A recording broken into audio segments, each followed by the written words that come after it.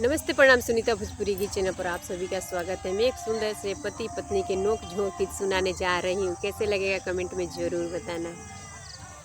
हरे साझे के डासलह से जिया रे बाट जो हिले धनिया हो वही बुकीना। साझे के डासलह से जिया रे बाट जो हिले धनिया हो वही बुकीना।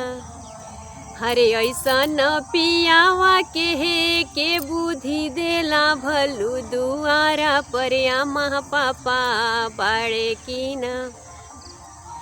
हरे ऐसन पियावा के बुद्धि देला भलू दुआरा पर माँ पापा बाड़े कीना।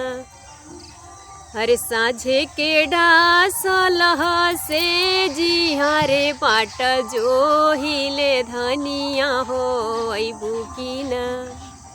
हरे ऐसन धनिया के बुद्धि देला भलुआ माँ पापा के लगवा जाली कीना। हरे ऐसन धनिया के बुद्धि देला भलुआ माँ पापा के लगवा जाली कीना। हो भलुआ माँ पापा के लगवा जाली कीना।